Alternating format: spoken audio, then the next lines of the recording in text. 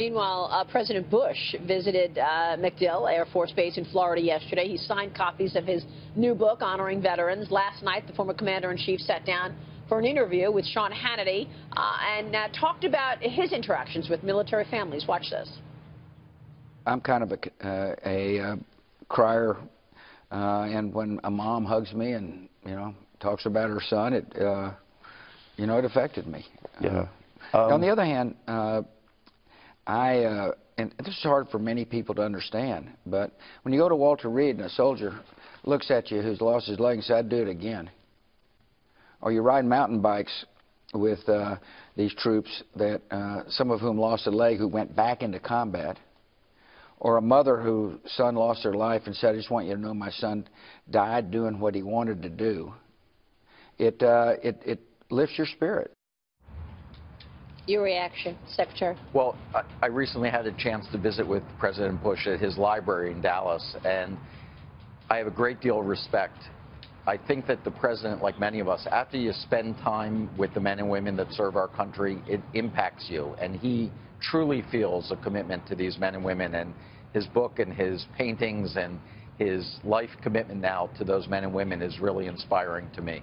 When you look at today's military, the modern military, versus what we saw just 10 years ago, how do you make a distinction? What's different today, and what are the new realities that require a different take? Well, I think the big difference is that so many people that are injured on the battlefield now survive, and years ago these would have been injuries that would have killed them. So we're seeing people come back with absolutely devastating and complex types of injuries that now we are responsible for making sure that we provide them with the best care. And that complexity has really changed the VA because we need to respond to those injuries. How do you respond effectively? Is it a money issue? What is it that you need in terms of new tools?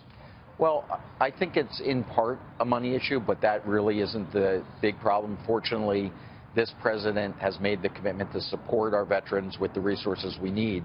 We also have to be changing. We have to be looking for new and better ways to ensure that we are managing and treating the conditions that are coming back. This is new territory, and that's why VA not only provides care but does research. Our research, which is the largest research dedicated to veterans, is helping us improve our care every day. So when you hear the conversation taking place right now, for example, about Obamacare, what's your takeaway there, knowing what you've seen at the VA in terms of health care?